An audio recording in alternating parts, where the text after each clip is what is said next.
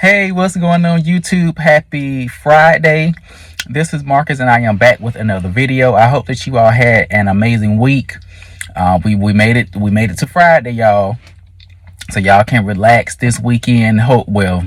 Some of y'all probably work weekends, but even still, I hope you're able to get at least some relaxation in. But in this particular video, I'm going to be doing a recap and review for Tyler Perry's Diary of a Mad Black Woman, the movie that came out in, I believe it was 2005. This was his first movie, and this was also I don't want to say replica because that's not the word, but this was the first.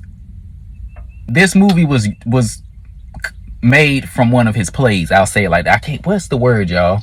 Y'all leave it down in the comments. Help a brother out. But anyway.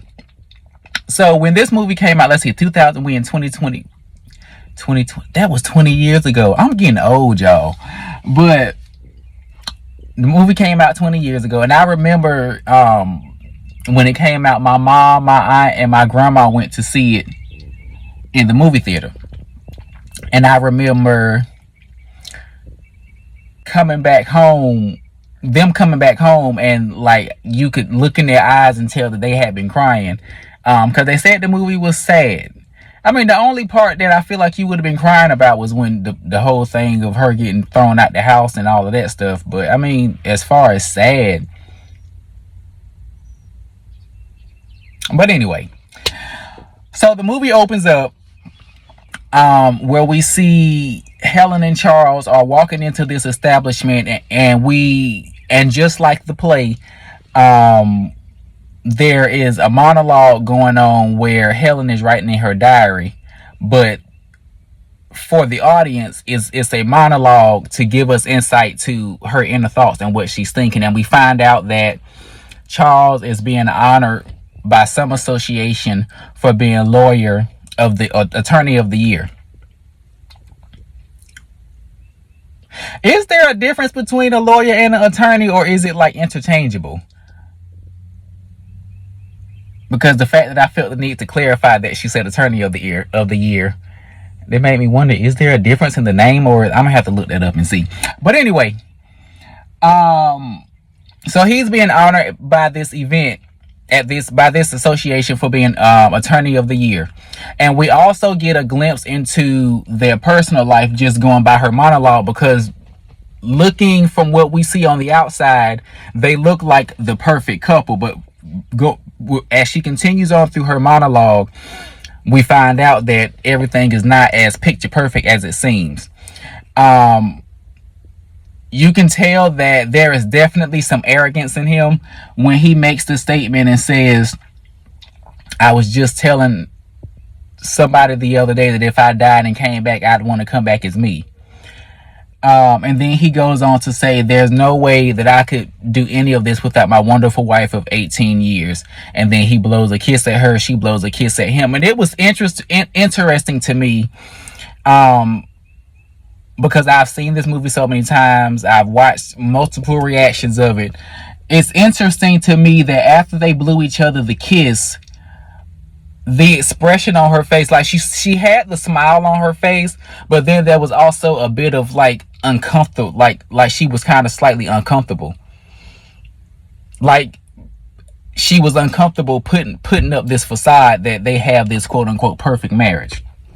But anyway, now the camera does, and I didn't notice it until, I want to say, when I started watching reactions, that was the first time I noticed it, which I don't think I got into watching reactions until like last year sometime. But I did notice that when Charles and Helen first walk into the building, the camera makes sure to show that he makes eye contact with this woman who we later find out is the woman that he's cheating on Helen with. But I had never really paid much attention to it until recently. So they're on their way home, and when they get to the house, and a fun fact for people that don't know, the house that they filmed the movie in where Helen and Charles live, that was Tyler Perry's actual house. I don't know if he still lives there now, but at the time when the movie was shot, that was his house.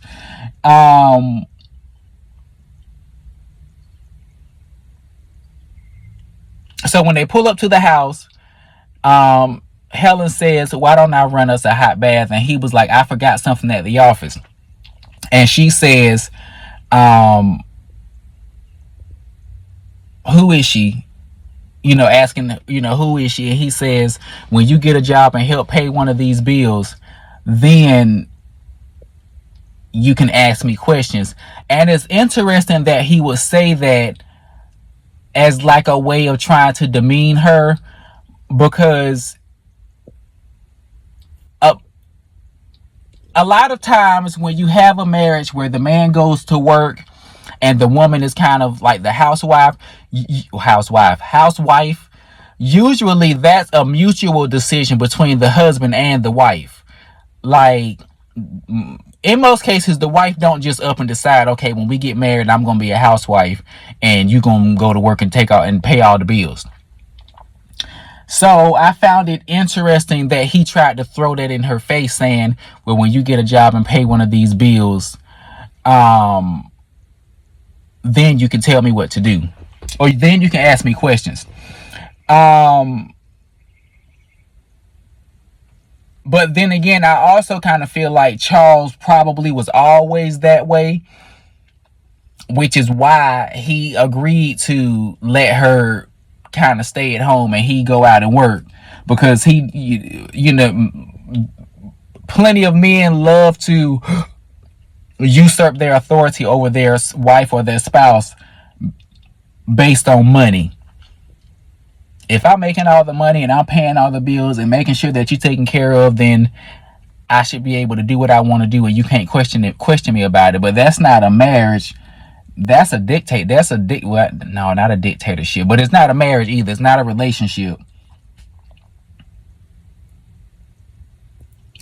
I'm trying to figure out why these birds keep flying over here, and literally it's like they staring at me. But anyway, I'm getting sidetracked.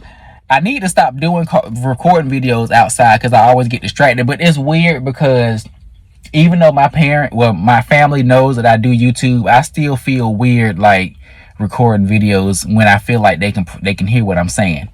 But anyway, so after he tells her, when you get a job and pay one of these bills, then you can ask me questions.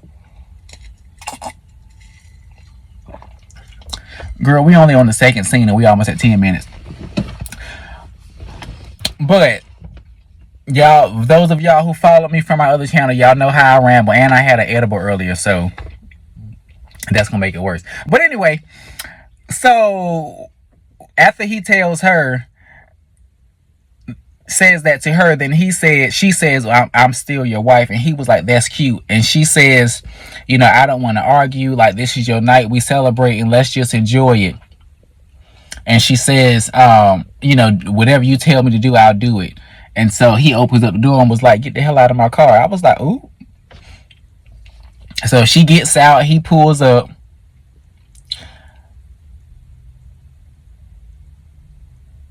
I'm trying to see. Yeah, the next day she wakes up. It's their anniversary. Well, I don't know if it's the next day, but the next scene, we see her in bed. It's her anniversary. Charles ain't nowhere to be found. I don't know what time it was when she woke up.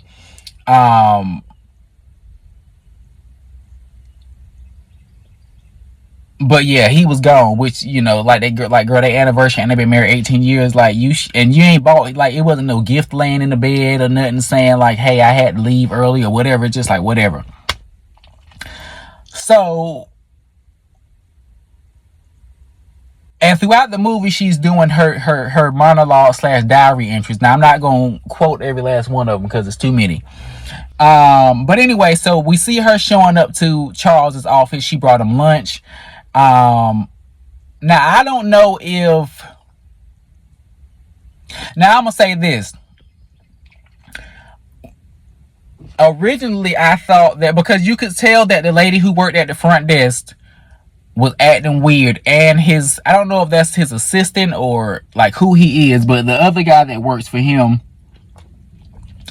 they were acting weird, and I thought, well, maybe she doesn't come to the office that often, so maybe they were just shocked to see her there, because they knew she was his wife. So she probably, I'm pretty sure she's been there before, but she probably, I was assuming that maybe she doesn't come there that often, because to me they seemed more like they were surprised she was there. Now when you watch it from a different perspective, while I still say that they were shocked, they also were trying to cover up for him, for the fact that Charles had that other woman back in the office with him. And I'm assuming that they know that he's sleeping with her as well. So because I'm gonna call him the assistant, I don't know what his title was, but his name is Calvin. But he tells Helen, like, girl, because she brought like a little picnic basket. So she was like, girl, I bought her some lunch or whatever. I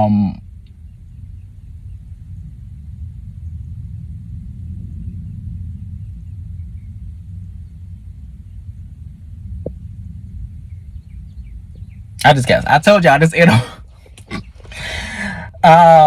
and this is probably gonna be an unedited review. I don't be feeling like going back and trying to cut stuff out and do all of that stuff, unless I'm doing like a vlog, or if I was doing reaction videos, maybe. But I don't be feeling like going back and cutting all that stuff. So anyway, so he tells her, like, girl, you know what I'm saying, I'll take the basket. And she was like, no, that's okay, I got it. And so as she's going to walk towards his office, Charles walks out with Brenda and, I'm assuming, the younger son, because she was carrying him on her hip. And it was only one child with her, but we found out later that there's two children. So, you know, Brenda was just like, hey girl, like, what's the tea? Like, my name is Brenda, yada yada yada. And Helen was like, hey, I just feel like if you are a married person and you gonna cheat on your wife, there are certain places that your side piece should not show up at, and your job is one of them.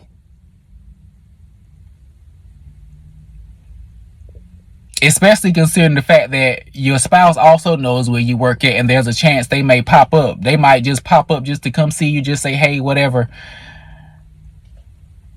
And that's it. So I'm just like, girl, why you got your side piece all up and through the office? Shoot, I'm pretty sure the woman that work at the front desk probably know her by first name. She probably be up there so much. But anyway,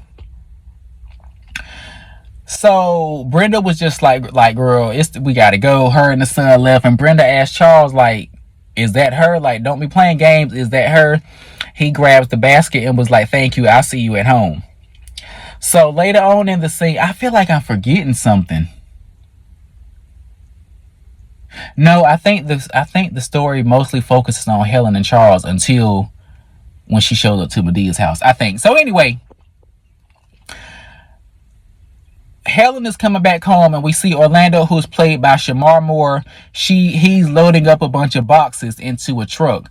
Now, from my recollection, I'm trying to figure out how she knew that was her stuff, because all of that stuff was in boxes, and a lot of those boxes were kind of like closed up.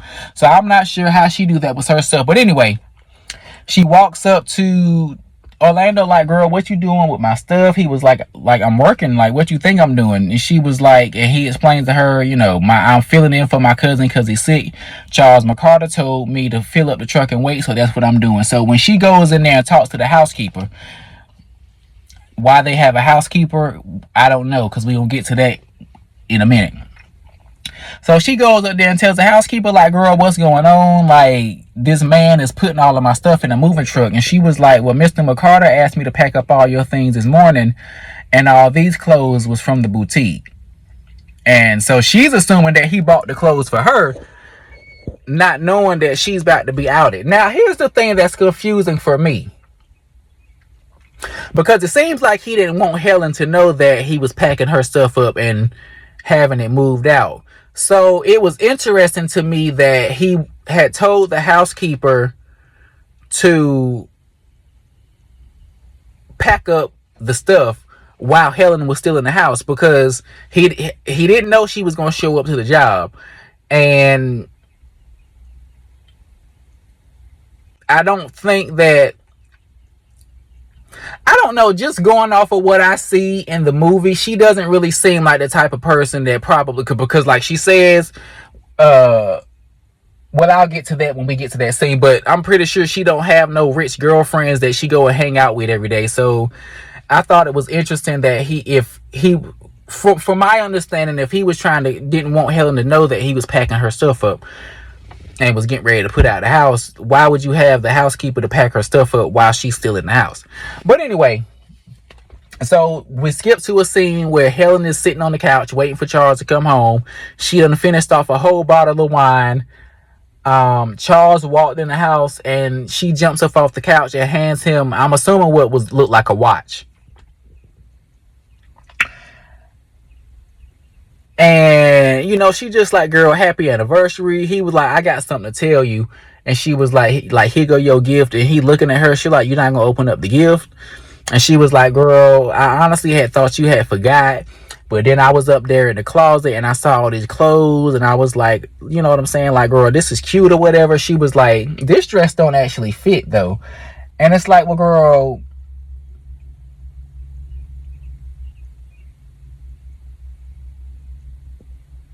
I don't know. On one hand, I kind of feel like that should have been a sign that the clothes was for another woman. But at the same time, even though they lived in the same house, slept in the same bed, they were very much distant.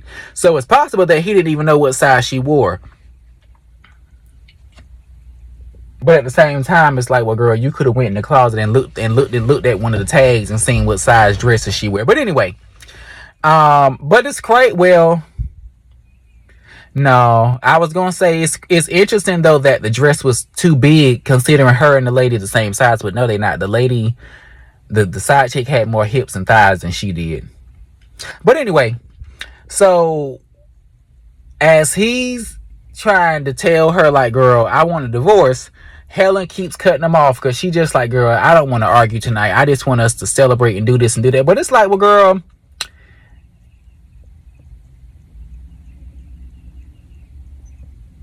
it seems like y'all argue a lot. So why wouldn't you? I don't know. I just feel like, yes, it was y'all's anniversary, but I don't feel like she should have expected like a celebratory night. Like they just like, y'all was so distant. Y'all,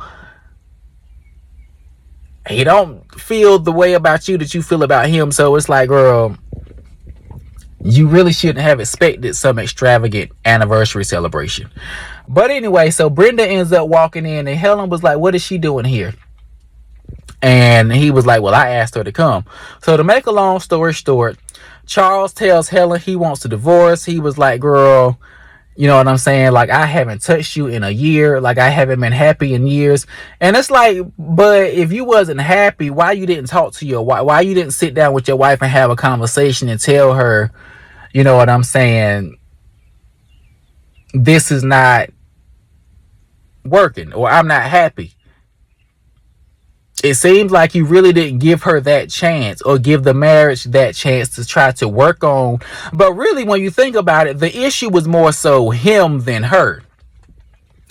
Because you say you haven't been happy in years.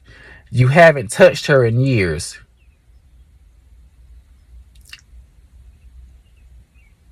So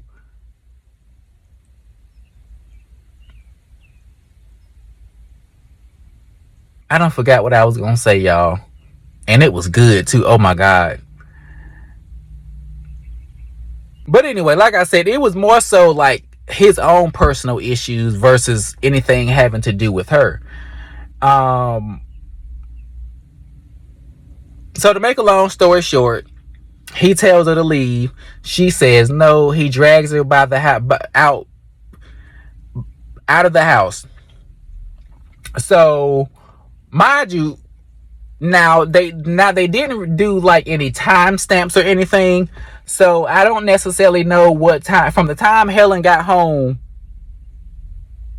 Well, no, because Orlando was almost finished loading up the truck by the time she got home. So from the time, well, we'll say this: from the time Helen got home to the time she got kicked out the house, we don't know how much time had passed But we do know it was dark by the time Helen got put out, and Orlando was still sitting out there waiting.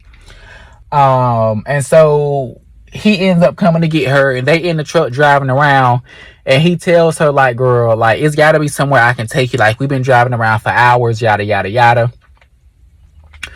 And she was like, girl, where you gonna take me? She was like, I ain't got nowhere to go. She was like, he alienated me from my entire family. He made me put my mother in a home because she didn't fit into his American dream. But it's interesting because while Cicely Tyson's character was on the older side, I want to say she was at least maybe in her 70s, maybe. Let me see. Because she said she was 39 when she had Helen. We're going to assume that Helen and Charles got married. Right. Well, no, I was going to say after college, but Helen... Let's just assume they got married in their, let's say, when they were 20. So from 20 to 18, that's 38 years.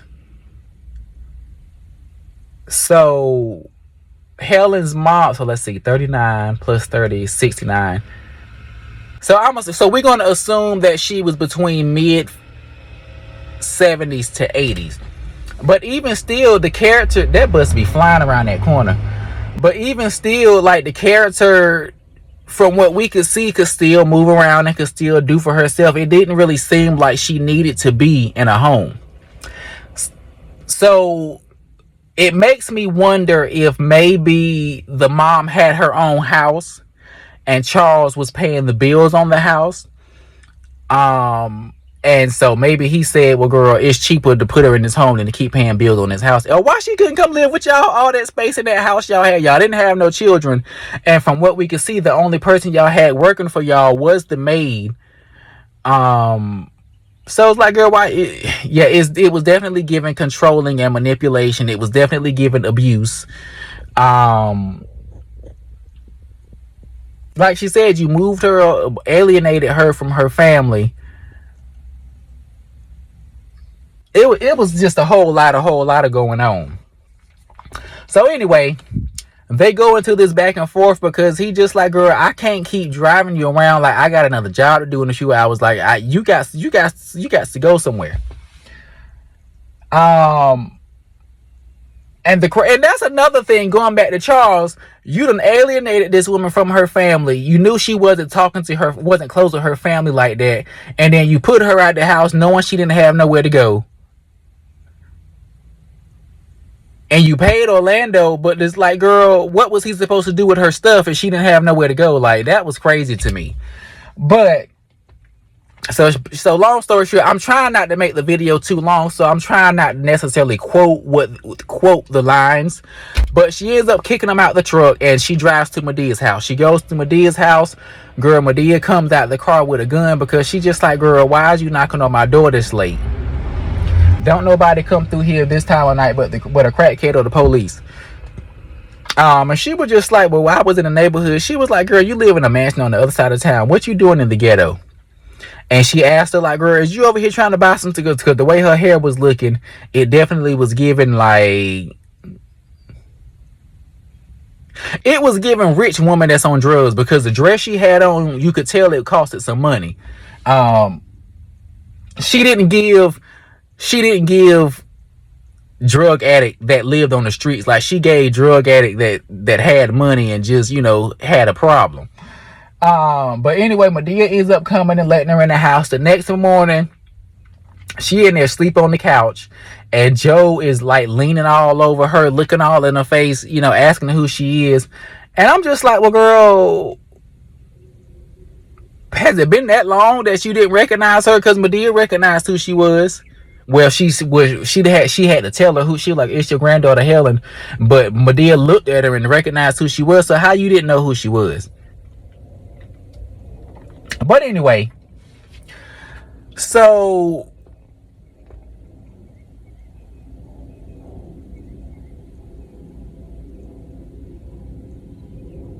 Madea ends up telling Helen, like, girl, she ends up giving Helen the paper, like, girl, you need a job, like. And I'm like, well, dog, she just can't. Well, Madea was also that type of person, like, girl, if you move in my house, I need a move-in date and a move-out date. Because I'm just like, girl, she just came to your house a couple hours ago, and you already telling her she need a job. But anyway, so we cut to a scene where we see Madea is in the kitchen with a woman named Deborah, who is a woman who is on drugs, who is also the wife of Tyler Perry's character, Brian. Apparently, her and Helen were best friends growing up. Like I said, Charles alienated her from everybody, so at some point her and Charles moved away, and I guess her and Deborah didn't really talk that often.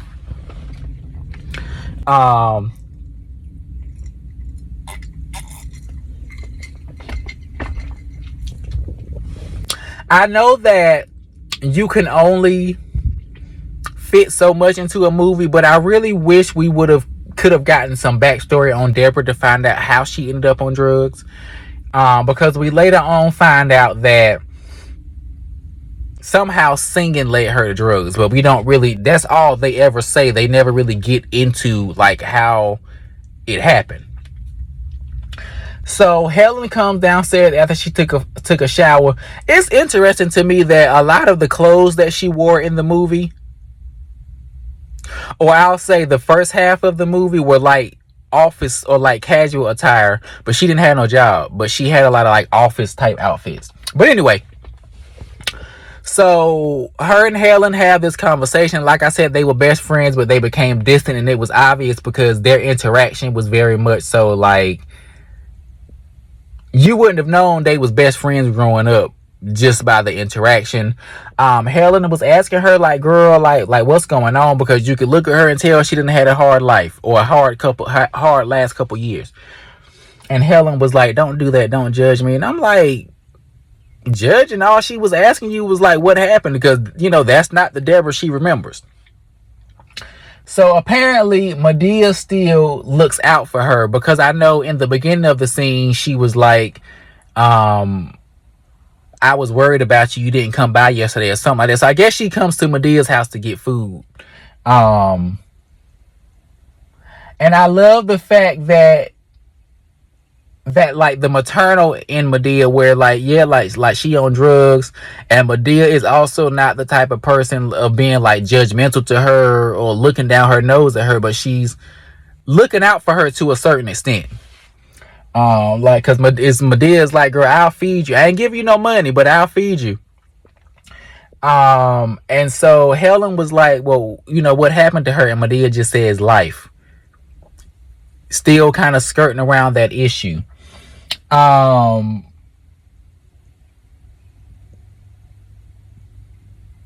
Madea basically reveals to Helen that she had talked to Charles, and you know, he basically told her that they was getting a divorce. And she was like, well, girl, but I'm trying to figure out why you here. He was like, he put me out of the house. Who house? Our house. And she says that the house is in Charles's name. And I'm like, well, if the house is in his name, technically it's not Charles' house. Madea was just like, girl, why you wasn't checking all this stuff? Like, you, like, at some point he had to have been giving you money, or you was getting money from somewhere if you was able to buy him that watch for his anniversary that I'm assuming was expensive, that he didn't even, girl, I would have came back for my watch like, girl, I spent too much money on this. So it's like you was getting money from somewhere. Why you, I don't know. On one hand, it's kind of like, well, girl, why you wasn't putting money to the side? But then on the other hand, it's like, I don't think, even though the relationship wasn't good, I don't know, I don't think she thought that they would ever get divorced. But even still, it's like, girl, you should have had something sitting to the side for, I mean, even if not for divorce, just in case, if you know, want to buy your, because I'm pretty sure when it comes to her wanting to buy herself something and it's expensive, she got to come to him and ask for money because she ain't got no money. So like, if you know, just having some kind of, I mean, have some sort of independence, because even at the end of the day, even though he's giving you the money, once he gives it to you, it's your money. So it's like you have some sort of independence where you don't have to keep coming to him all the time. But so the house is in his name. Now this is the thing, and this is why I said I was going to bring up the maid later on, because she says, like, she had signed a prenup or whatever, and so she don't have no rights to the money. He's the one that was going out and working or whatever. So Madea says, well, what was you doing while he was working? And she was like, I was staying at home, cooking, cleaning, taking care of the house. So if that's what you was doing, then what was the purpose of the maid? Like, I'm confused.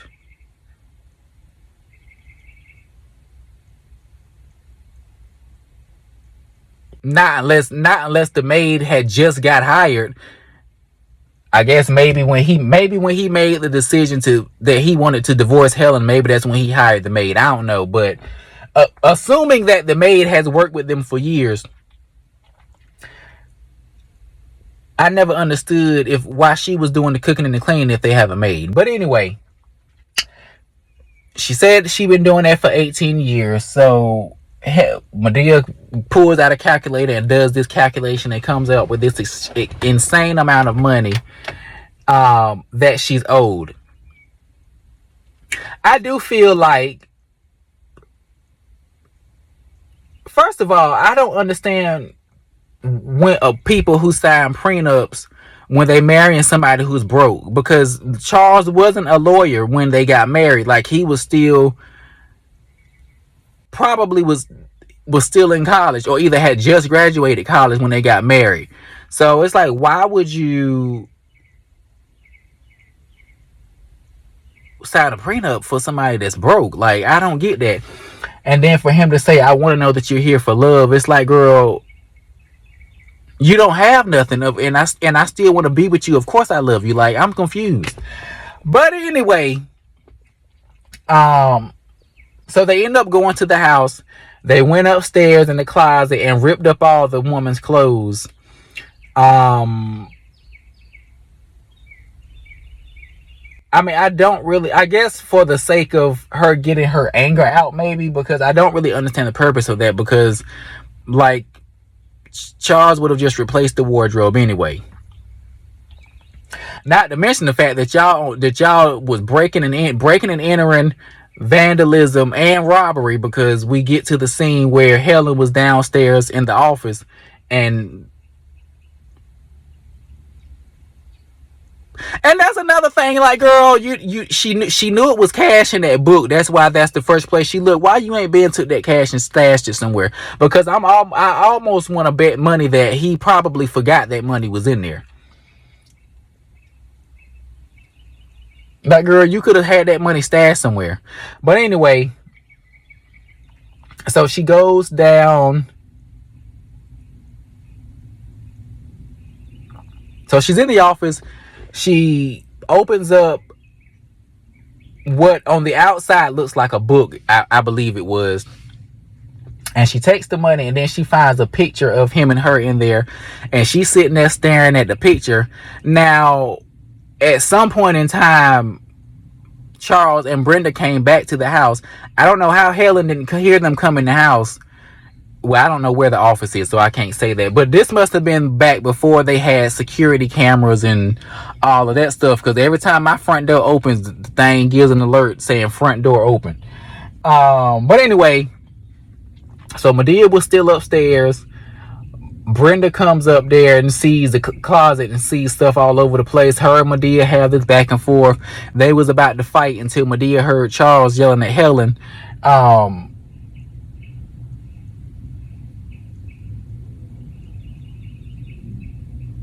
Charles was about to mollywop Helen in that office.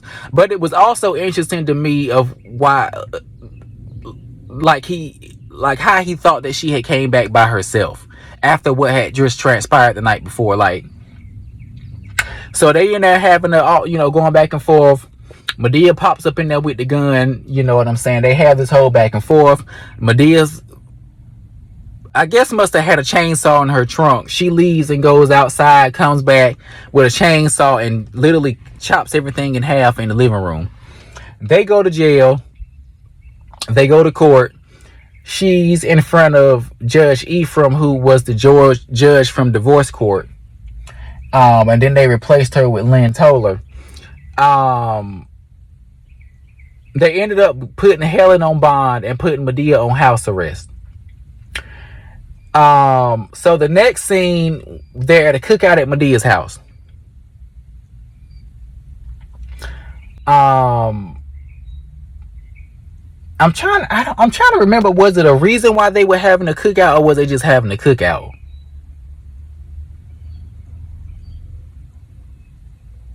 I don't remember. But anyway, so we're at the party. Tyler Perry, Brian shows up with his kids, Tiffany, and I don't know what the son's name was.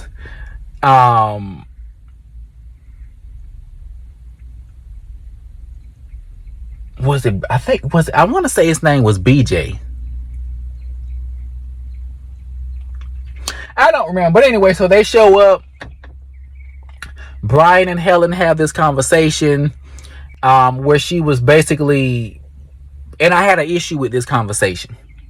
And this is another reason why I say I wish they would have given us a little bit of backstory into how Brenda became addicted to drugs. Because Helen was like, girl, I saw Deborah.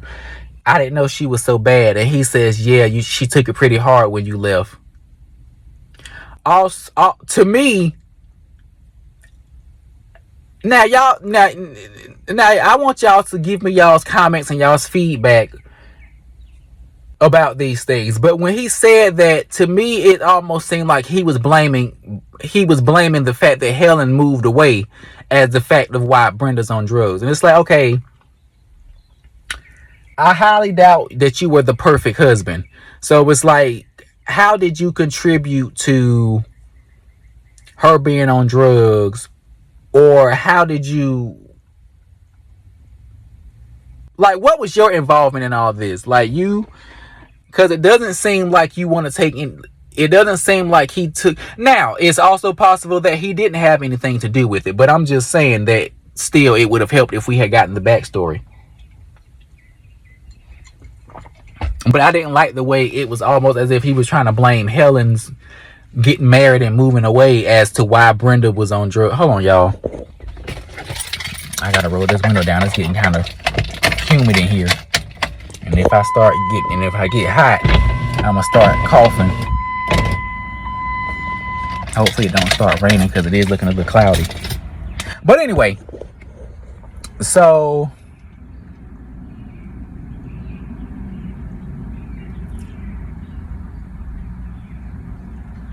while Helen is, and they're having a conversation, and Helen says something to the effect of, I thought that if I did all I could, God would save my marriage.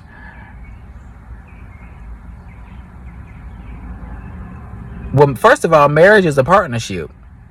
So if you're the one doing all the work trying to save the marriage and Charles isn't doing any work, why? To me, it don't feel no need to save the marriage. If both parties are not willing to make the marriage work, then why God got to save the marriage for?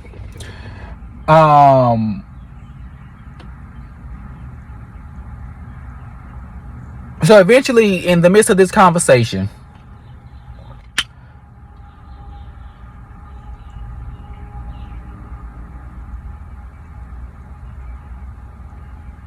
Orlando shows up.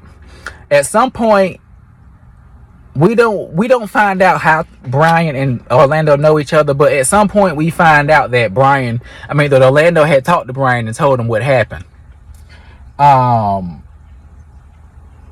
So they have this whole conversation.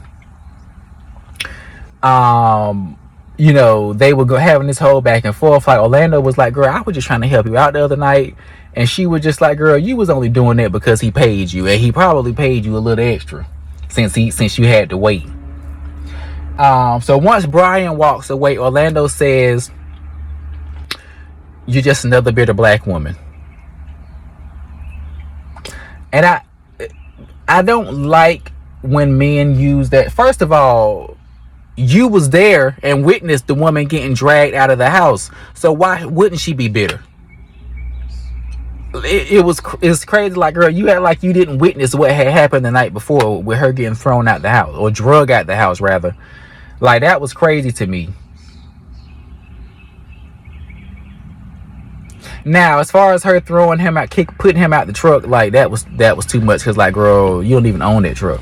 But anyway, and she was just like, girl, you don't know nothing about me. And he was like, I do know that I watched a man drag you out of the house and treat you like dirt, almost as like a nanny boo boo type thing. Like, he was like making fun of her for that. And so, rightfully so, she threw the drink in his face and was just like, girl, I'm not bitter. And now she was a little bit of both, but she says, I'm not bitter, I'm mad. Now,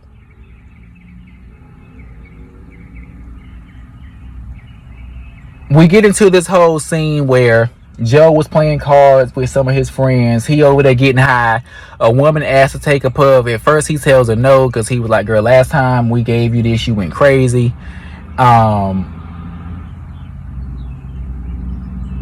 But she convinces him to give her whatever it was he was smoking. She goes, starts hallucinating, seeing rabbits. She gets scared. Brian has to take her home. So,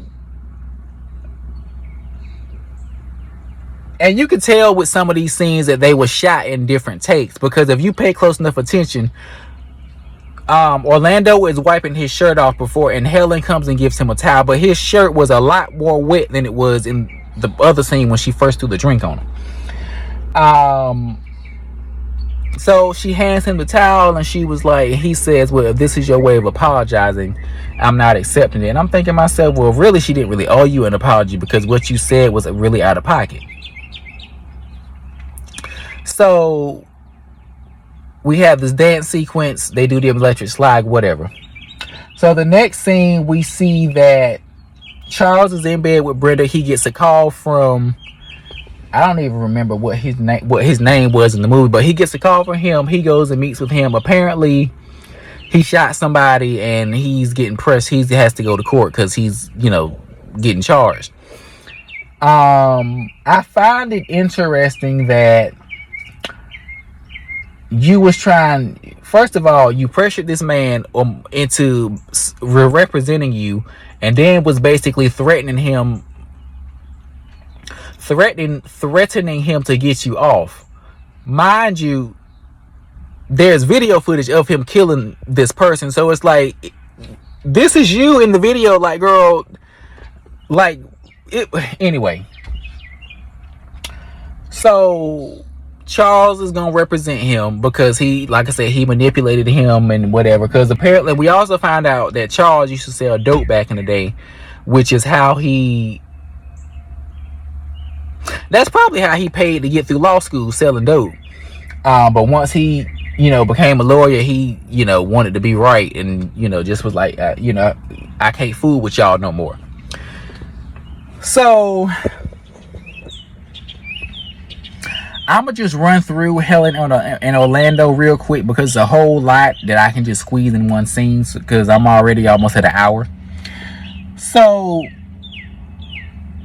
Helen gets a job working at a diner as a waitress. She comes in, Orlando's there. He orders some coffee. Okay, cool. We get to another scene. She's getting off work. It's pouring down, raining outside, so she's waiting for the bus, because at some point, of course, she had to return the U-Haul truck because it was only paid for a certain amount of time. While she's waiting for the bus, Orlando pulls up and was like, Brian told me to come pick you up. Did he tell her that?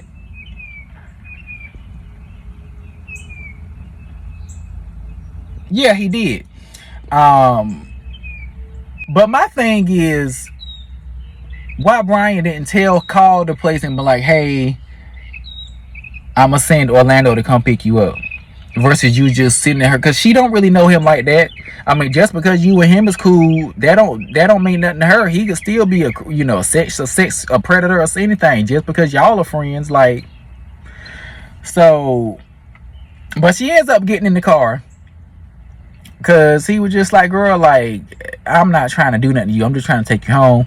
So he tells her he'll take her straight home. But then as they're on the way home, he talking about something, I'm hungry, you want to stop and get something to eat. Now y'all could have easily went to the drive-thru and you could have dropped her off at home, but you decide you want to take her to dinner. So they go to this place called Chandra's. Apparently it's a place that she loved, but she was like she couldn't afford it because of course she ain't got no money. So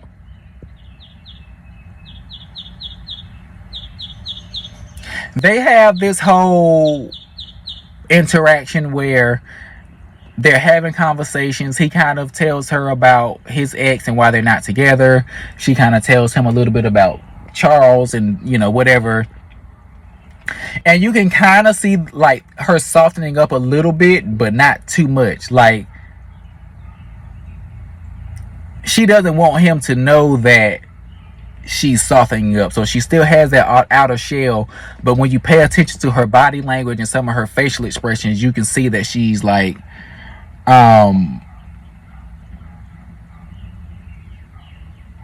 loosening up. And it's funny because like in present day, when I watch movies, I pay a lot of attention to like facial expressions and body languages, because that makes a whole lot of difference as well. Even when the customer, even when the actor is not really saying anything, sometimes their faces say enough.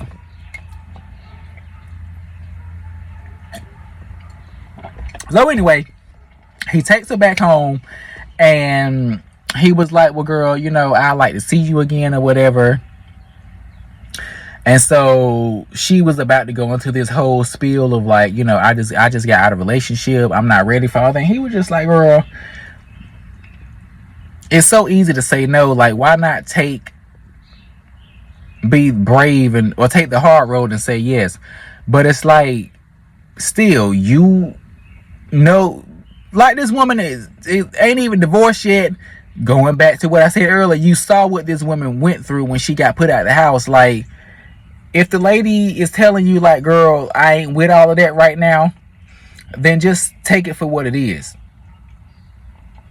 So he goes into this whole thing about like, what's so wrong about us being friends. I'm like, well, first of all, she still don't know you like that. Okay, you took her to dinner, that was cute, but like, she still don't know you like that. But fast forward, they start hanging out more and more often. Eventually she goes over to his house. He cooks some spaghetti and some salad. You know, they sitting there eating or whatever. And this is when he tells her that he's in love with her. I don't really remember. She does mention it, but I don't really remember exactly how long it had been from the first time they had dinner to this part when he tells her he's in love with her. He goes into this whole spiel of like, girl, I pray for you more than I pray for myself.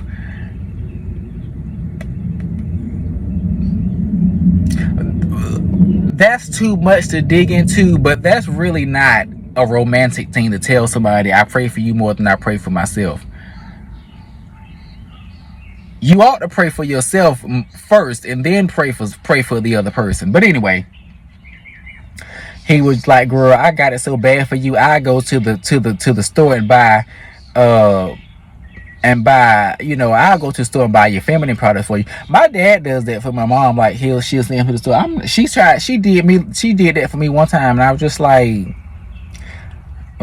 girl, like, and she was like, girl, I think she sent, like, the first time I went, I just was like, girl, but like, she sent me a couple times before that, but now she'll either send my dad or either she'll order delivery or whatever. But I'm just like, girl, first of all, my sister, she do the same thing. Like, when it was her time of the month, she like, can you take me to the store? Just like, girl, why y'all don't buy them in bulk? Like, y'all know y'all get periods every month. Like, y'all, it's like y'all buy just enough to get through the period, and then when it's time for the period to come back on, then you talking about, I need some more pads. Like, girl, why y'all don't order them in bulk and then you'll have them? But anyway, so what was I talking? Okay, so he telling her he in love with her.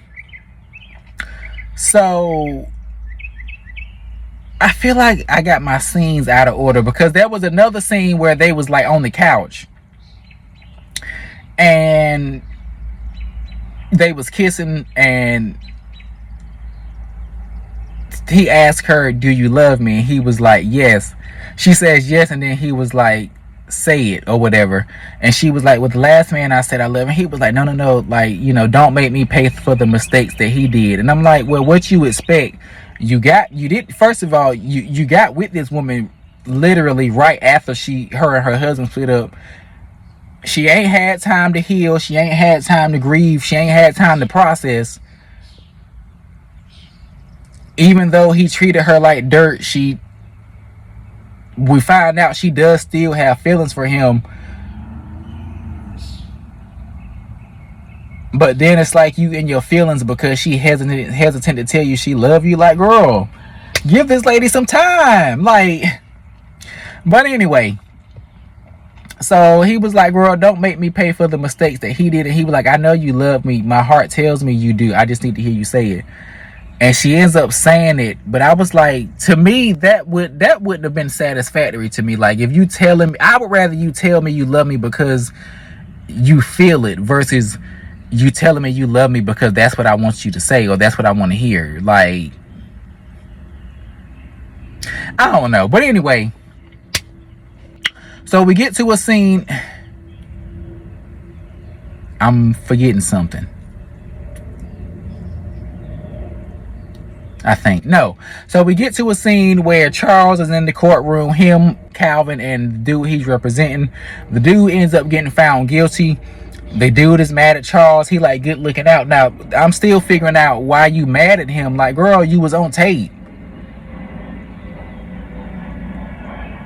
When there's visual evidence of you doing what you've done, what you've been accused of, like, it's hard to try to defend that or try to say that that's not what happened or that's not what it is. Like, but anyway, so as he's being taken back to be booked or whatever, he ends up somehow getting the guard's gun, knocking him out. Now, this is another editing thing that I saw that was weird to me, because if you pay close enough attention, Charles flinched before the gun went off and went down. But anyway, so in the midst of this, we see, or because Helen had done spent the night with Charles, they didn't have sex, but she said he gave her intimacy. Now, here's my thing. Now, I don't know if Helen mentioned that she was like, if she's celibate or what, but it's like, girl, if you know, we're gonna assume that Helen is celibate.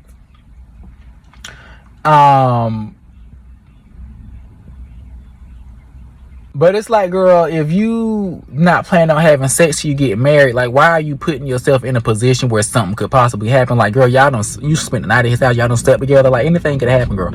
But anyway, because the same thing happens in Madea's family reunion with Boris Kodjoe's character and I can't remember her name. But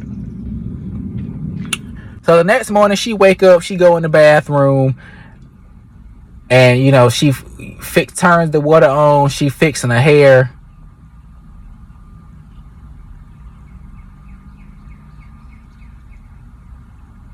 She was supposed to went home anyway, because when I look back at it, she didn't have no overnight bag with her when she came in the house. But anyway, that's disgusting. Okay, so we're gonna get there. So when she fixing her hair, she noticed there's a ring on her finger, and when she turns around to Orlando, he's standing there. Now, mind you, he just woke up, but his face and everything is just as clean and just as clear. Hers is too. Makeup still look like it just got done and everything. Hair still intact, everything.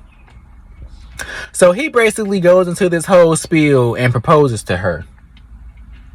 Now, while he's waiting for her to respond, she looks up on the news. Apparently the news is on, and she sees that Charles got shot. So she leaves and goes to the hospital. Now, you ain't took no shower, no bath. You ain't washed your face. You ain't brushed your teeth. You just left and went straight to the hospital. So when they get to the hospital, it's Helen, Brian, Brenda, the doctor, I feel like it was a fourth person there. I could be wrong. But anyway, so the doctor basically tells them that, like, he's paralyzed. You know, he might not be able to walk. Emphasis on might not be able to walk. You know, if things look bad, should we resuscitate? Brenda says no. And Helen was like, girl, hold on. The doctor was like, well, usually the spouse makes these decisions. And Brian was like, when my homegirl right here is technically still his wife. So she tells him, tells the doctor, save him. And so Helen was like, you are so vindictive. What quality of life is that man going to have if he can't walk? Now, I understand where Brenda comes from, because Charles strikes me as the person that wouldn't want to live his life paralyzed and can't do nothing for himself.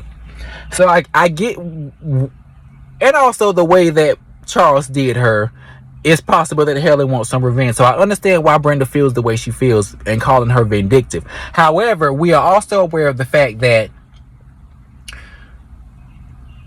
Brenda only got with Charles and married Charles, or, well, got with Charles and got pregnant by Charles because he got money.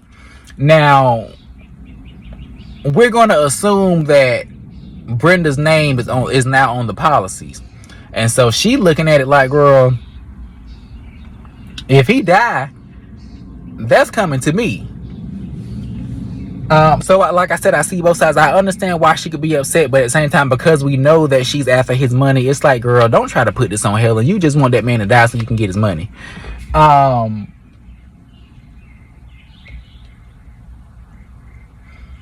So Helen's in the hospital with him. You know, she goes into the monologue like, girl, I don't even know why I'm here. And it's like, because you still love that man. That's why. Like, what other reason why? Because there's just certain things that, even as a Christian, if I was a woman and Charles did, and I had somebody do me the way Charles did Helen, I can forgive you and move past it. I'm not coming to take care of you.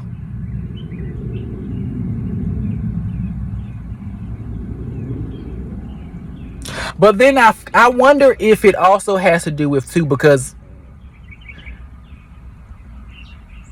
we don't really see Helen as a religious type person like that, but her mom is, and her mom is also very old school. And while Helen may not be in the church like that, like she don't go every Sunday, I feel like a lot of what was instilled in her as a child, she probably still abides by. And so, along with still having been and still loving him, I wonder if the fact that she was still legally his wife, if that maybe she felt like, because she was still his wife, maybe she felt like it was somewhat her duty to take care of him. Or are y'all getting what I'm saying? I can't really say it the way it's in my head, but I hope y'all get what I'm saying. But so yeah, she's there at the hospital, and then we see a scene where he's at the house. She's there at the house, and she's looking through paperwork.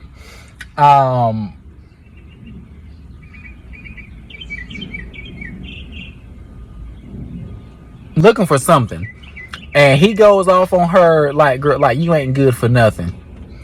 And he was just like, girl, call, Calvin and tell him to come here so you can leave. And he like, I don't know why you even here. I ain't giving you a dime.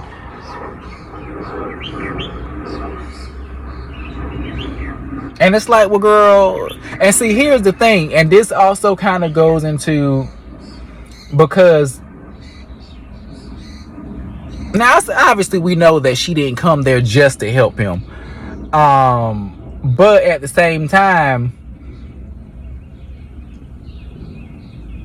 you realize that you did her. So the fact that you feel like there's no way she could genuinely just be there to help you, it goes into you knowing somewhat that you was jacked up to her. And he goes in to say, like, girl, like, find Brenda and my kids and have, and whatever, where are my kids? And I'm like, it's interesting to me that Now, there are parts of the movie that we don't, or parts of the storyline, quote unquote, that wasn't in the movie. So I'm gonna assume that when the scene where Helen was in the hospital and Charles woke up, I'm going to assume that that was the first time he had woke up. And so the fact that the first time you open your eyes, your ex-wife is there and not your new woman or your fiance, whoever she is, she wasn't there, because mind you, when her and Helen got into it, she left. But this is the woman that you left Helen for. But anyway, so Helen goes off on him, basically going into this monologue of like, girl, they don't really address it in the movie, but they kind of talk about it in the play. I do feel like part of his unhappiness with Helen was the fact that she, from his perspective, she couldn't get pregnant or couldn't have kids. So she goes into this whole monologue because she says, like, I wanted children too, and if you hadn't been with these whores, we would have them. And she mentions 2 miscarriages. Now, this is a question that I have.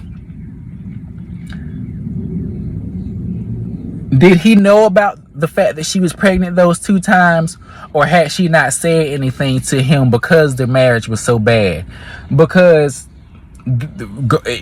going back to what I said about facial expressions and body language, when she mentions the 2 miscarriages, he still has that scowl on his face, but you can also see him soften up a little bit.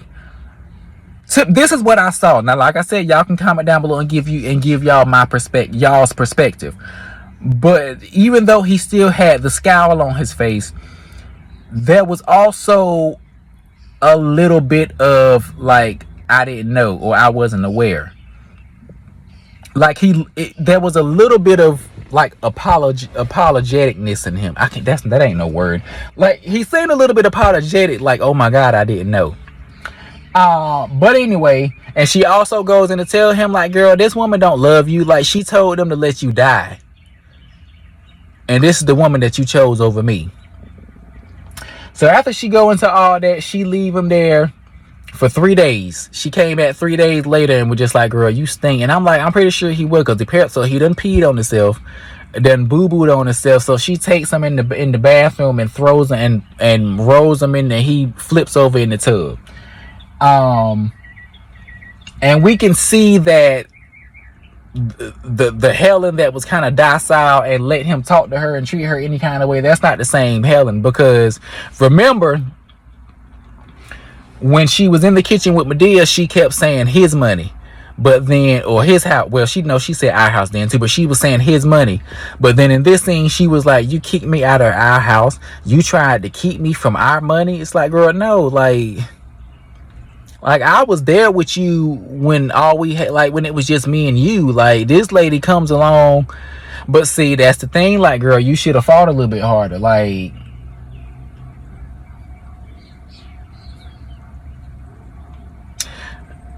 yeah, you gave up too easily. Like, girl, you seen this man come up to you and grabbing all on you to drag you out. First of all, why did you lay down on the couch? You should have got up and grabbed a lamp or something, been ready to swing on that nigga. But anyway, so yeah. So in another scene, we see Helen is eating a salad with no salad dressing. Like, girl, is that what rich people do? Y'all be eating dry salads? Like, I was just like, and then it wasn't nothing but lettuce and tomatoes. Like, girl, where's the cucumbers at? Where's the cheese? Where's the ham? Or, whatever meat you put in your salad, girl. Like, where's the croutons at? The bacon bits? Like, what's going on? So she eating, and he's sitting at the other end of the table crying. Because mind you, like I said, she had been sitting there. She left him sitting there for 3 days. I don't know how long he had been out of the hospital. And then, in the hospital, you don't eat much like that anyway. So it's been about a good 4-5 days since he ate, give or take a day or two. And so he crying, and she was like, are you hungry? And she said, And she said, well, you can go into the kitchen and fix yourself something to eat. So he start calling for the maid. And she was like, girl, Christina Bounce, she was like, you know, the lady, this woman that you claim love you so much, was like, girl, she didn't leave any money to pay her, so she left. I'm still wondering what was the purpose of her if Helen was doing the cooking and the cleaning. But anyway, she was just like, girl, she cleaned out your bank account, like, girl. And that's another thing, like, girl, you ain't even know. Well, I guess he knew her to a certain extent, because the youngest child looked like he was at least 2 years old. They never I don't even know if they ever showed the older child. We just know it was 2 kids. But that's crazy how, like, girl, Helen didn't have no access to the bank accounts, and then you get with this new woman and you put a name on everything, and she done drained you out.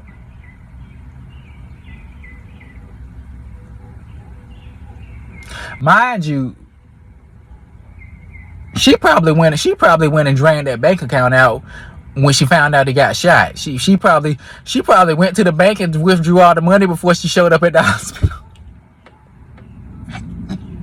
Like, girl, let me handle this, because, like, girl, that could be another reason why she was so quick to tell them not to resuscitate. Like, girl, well, I mean, I got the money already, so you can do whatever you want. But so what else happened? Okay, in between this time, Helen meets up with Orlando, and we're just like, girl, I ain't heard from you in over 3 weeks. Like, girl, where you been? And she was basically like, told him, like, my husband is back home, we're back together. And he was just like, girl, like, all this stuff you went through, you know, with him, and the way he dogged you out, and like you been fighting to get your power back and to become your own woman and stand on your own 2 feet. Why would you go back to that? Now,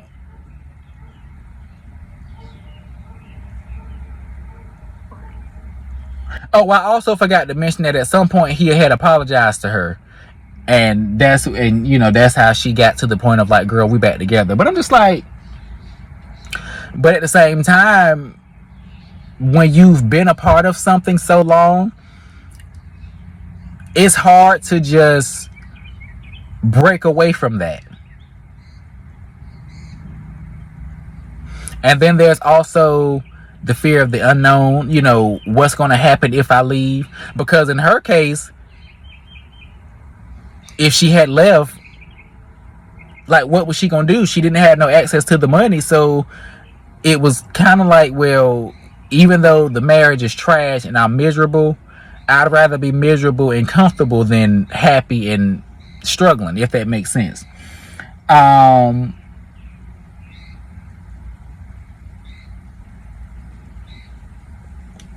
kind of look at myself in that aspect, not necessarily from a relationship standpoint, but with my career. Like, I had worked at McDonald's for the previous time. I worked at this, maybe, let me see, from 2015 to 2021.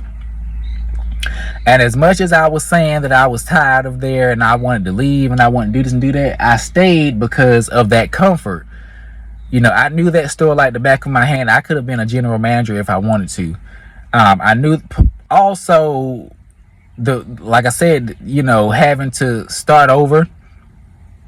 You know, I had kind of had a little bit of seniority since I had been there so long, been there that long, having to start over, start fresh, having to get to know people, because I am not a people person like that. So having to get to know people, you know, I'm just like, girl, I ain't got time for that.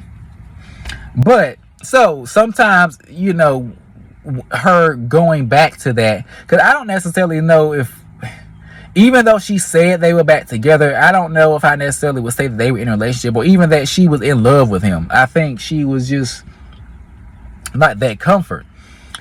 Well,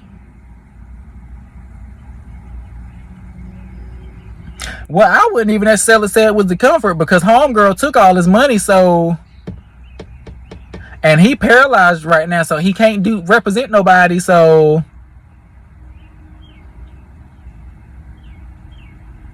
you know what's crazy? Because mind you, throughout the rest of the movie, after Charles gets shot, we don't see the assistant no more throughout the movie. I wouldn't be surprised if him and homegirl hooked up and they ran off with that man. But where am I at? So yeah, Orlando was just like, girl, why would you want to go back to that? And so he just was like, girl, like, I love you. I'm in love with you. Like, girl, I can't handle this. So he get up and walk out. And so she was like, well, girl, like, we can still be friends. And he was just like, you know what I'm saying? When you love somebody, when you have feelings for somebody, it's hard to go back to just being friends. And especially if y'all have become intimate, you know, have been sexual with each other, like, it's hard to go back to just being friends. I've experienced something like that. I didn't see, that was a video I did on my previous channel that I might bring to this channel.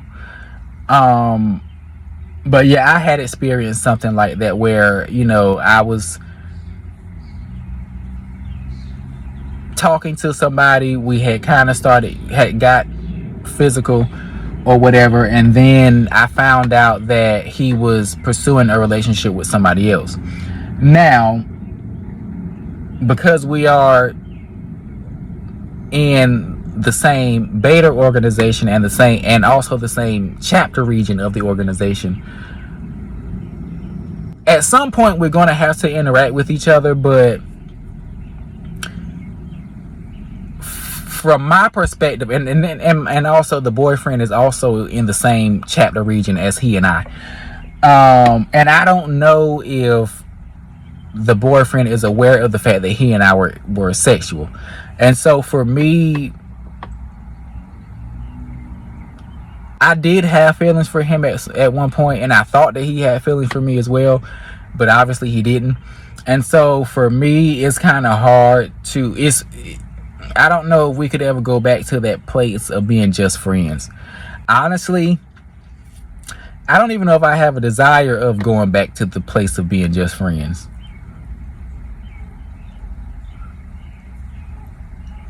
Because we don't talk as often as we used to. And I'm kind of okay with that. But like I said, because we're in the same organization, in the same chapter region, we're probably going to end up seeing each other at some point. It's weird. But anyway, I understand where Orlando is coming from. Not to mention the fact, like, girl, I ain't seen you in 3 weeks and then you come back and hit me with this.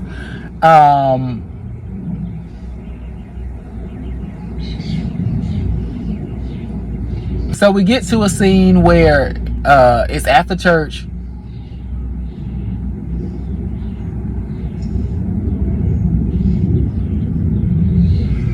I wonder what was the difference between this Sunday.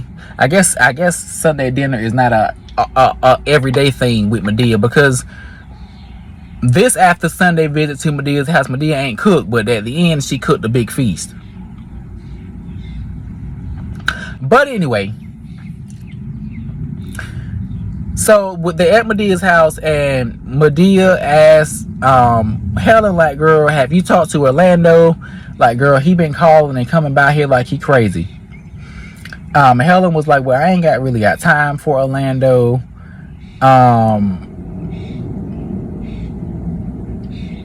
Like, I'm taking care of Charles. And this is another thing too. If you had to just explain to Orlando and been like, hey, like, girl, like, you know, Charles got shot, so I'm, you know, trying to help take care of him, he would, I kind of feel like he may have been okay with that. But the fact that you was like, girl, like, we back together, I said, and then how y'all back together and me and you weren't broken up? It's like, girl, it was a lot. It was a lot going on. I don't know if I would have been able to take her back as easily as he did. I was about to say something about, but that's gonna be petty. I'm not gonna say that. But Y'all, I've been talking for almost an hour and a half. Okay, we got to get through this. We got to get through this. We almost at the end, y'all. So Cicely Tyson, I love Cicely Tyson. Cicely Tyson goes into this whole thing of like, basically you got to forgive him. No matter what he done, you got to forgive him, not for him, but for you. And I mean, it's easier said than done, but you can't give people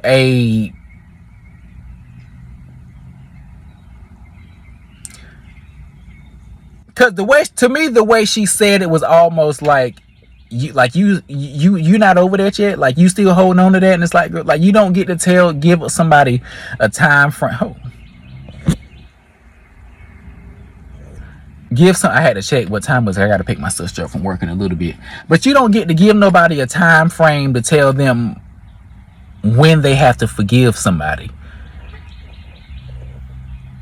Now I will say that the forgiveness should have taken place before you jumped into another relationship, but yeah, like you don't get to tell nobody. I said, and it's easier said than done. Like when you think about what Helen went through, it wasn't just like a divorce. Like the man threw her out the house, embarrassed her in front of the other woman. Like that, it was a lot going on. That's not something that you just get over, or something that you can just forgive like that.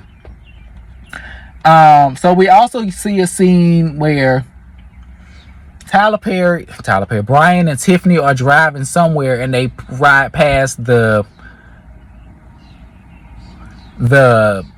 trap house, I guess you can say, where the mom. Well, okay, well, first of all, we got to go back because Tyler Perry, Brian and Tiffany and the son, they come to Madea's house because he was dropping them off because he had to go to work.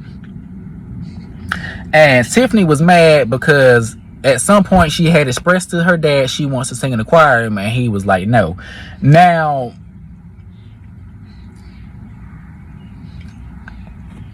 I understand his reasoning behind it because of whatever happened to Brenda. Here again, I'm going to say I would have liked some backstory on Brenda. But this is what happens when you try to keep certain things from children. Children of today are a lot more intelligent and a lot more mature than children of the olden days. I feel like if he had they're aware of the fact that their mama is on drugs, but they don't know how or why she became that way. And so if singing really is the thing that led Deborah to drugs, I think that's something that he should have explained to her as to why he feels the way he feels. And especially with her being so young, he's just trying to protect her. But I still feel like there needed to be a conversation at some point.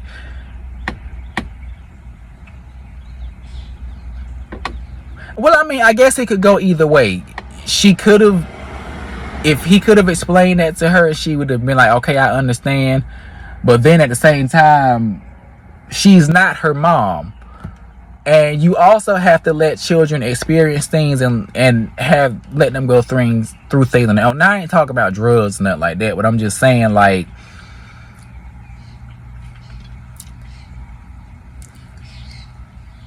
he could have still been,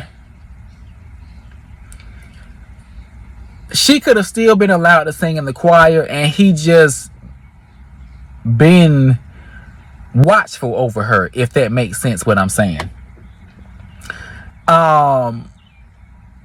So yeah, Madea basically was like, girl, like she need to have something to do. Like, girl, she got the gift, let her use it. She need to be doing something constructive anyway.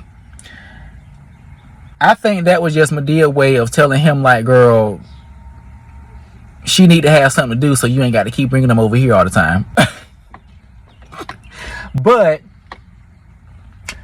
you can see him contemplating it.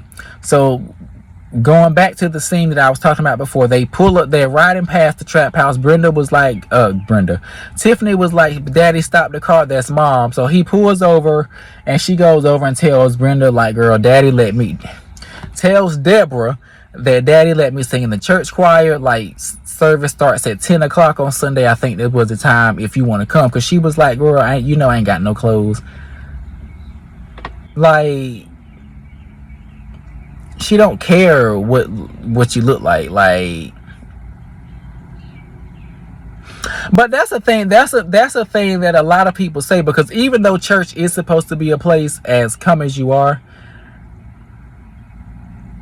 who you are is not always accepted, depending on what church you go to. So I understand why she felt the way she felt. And I also feel like she probably has been in a situation where she showed up to church probably looking the way she looks, and people probably was looking at her like she, giving her the side eye, looking at her like she was crazy. I know some people's in some churches like that. But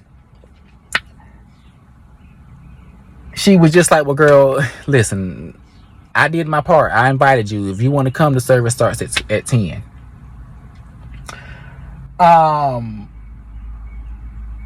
I also loved how there was like a representation of like the old school church, because the church didn't have no youth choir. It just popped in my mind when Tiffany was like, when about her being upset about her daddy not letting her join the choir, and she was like, well, you can join at 12. And I'm like, why does the choir has an age requirement? But then I thought about it, like later on in the scene when we see the choir, it was all grown folks. Tiffany was the only child. Like, girl, y'all gotta put Tiffany in that choir, let her sing, get some more young people in the church. So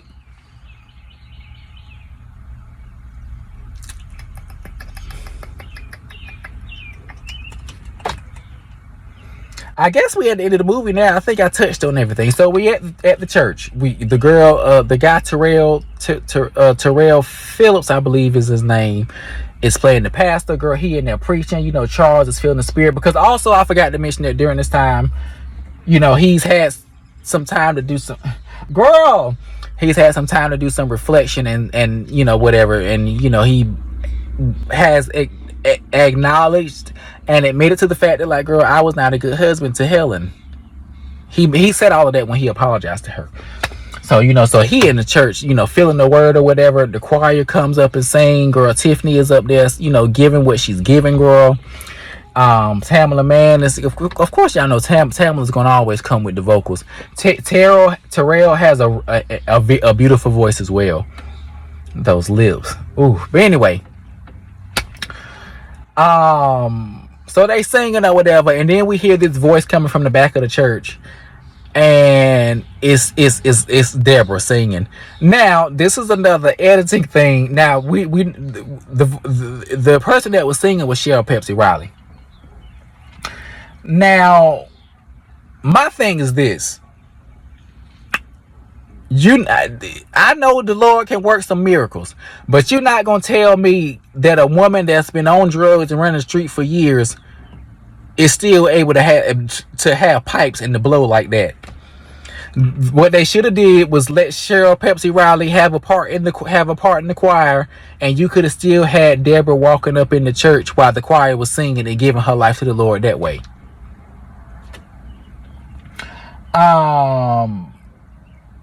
And also at some point, Charles gets up and walks up to the altar, and I just thought about something, and we're going to save that for the table scene. So Charles gets up and walks up there and gives his life to the Lord. So we at the end of the scene, girl. Madea, of course, don't go to church, so she had them cooked up a feast. Like I said, I'm wondering what was so much of a significance with this Sunday and the other Sunday that she cooked this Sunday and not the other Sunday. So Helen is sitting there, girl, and she talking to Charles like, I want to ask that you forgive me, and he was like, I already have. And she says, not for the things I've done to you. And then she pulls out the divorce paper. I was like, girl, oh, she thinks she's slick. She waited till he give his life to the Lord, and he start, and he, he full of the spirit right now. So then you want to pop out the divorce papers, talking about please forgive. But anyway. But on the other hand, I like the fact that I feel like she kind of waited until he was in a good space, waited until she was in a peak. Like, I feel like she didn't want to leave him in his mess, or like leave him in the chaos. Like, she waited until he got better. She waited until he, you know, was in a more like peaceful place and kind of had his head on straight before she left him. Because although they supposedly were back together, we're going to assume that she continued going to church during this time. And we also going to assume that was the first time Charles had came to church with her. But we're going to assume that she continued going to church during this time, and had some time to reflect and to recollect and realize, like, girl, I'm supposed to be with Orlando, not Charles. So she gets up after she takes the ring off and hands Charles the divorce papers. That's crazy. So you took the engagement ring off and put your wedding ring back on.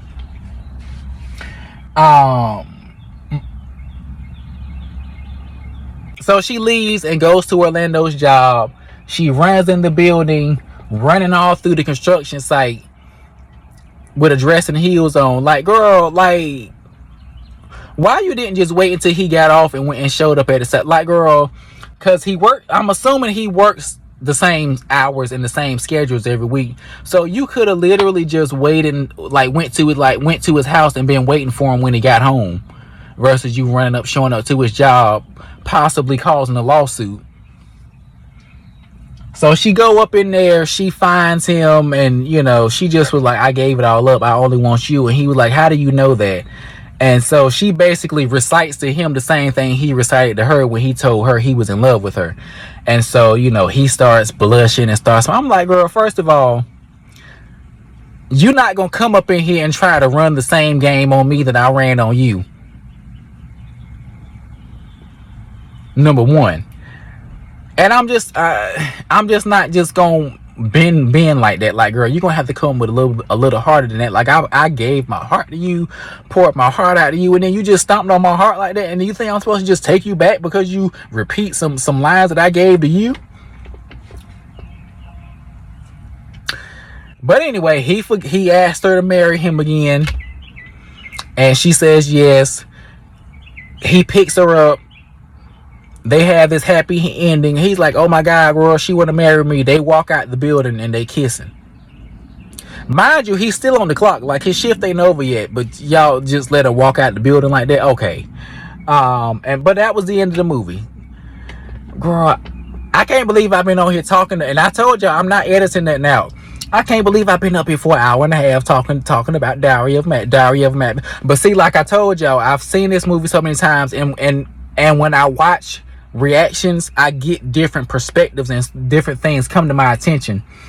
But yeah, that was Diary of a Mad Black Woman, y'all. This is still a classic. This is actually one of Tyler Perry's movies that I can watch over and over again. A lot of his later movies, the ones that I've seen, I'm just like, bro, like, I think the most recent movie I seen of his was The Homecoming. I never watched The Fall from Grace. I never watched the one with Taraji. I think he had another one that came. I never watched. No, I did watch Divorce in the Black. Well, I watched reactions to Divorce in the Black. But yeah, a lot of his later movies I have not seen. But this one is still a classic, still one of my favorites. The play, not so much. The acting was trash, and the only good singer in the play to me was Tamala. But yeah, y'all, like I said, I am interested in hearing y'all's perspectives. So y'all leave y'all comments down below. Be sure to give this video a thumbs up, because that helps put my content out in the algorithm. Also be sure to subscribe to the channel. Also be sure to hit that notification bell so that you'll be notified whenever I post content to this channel.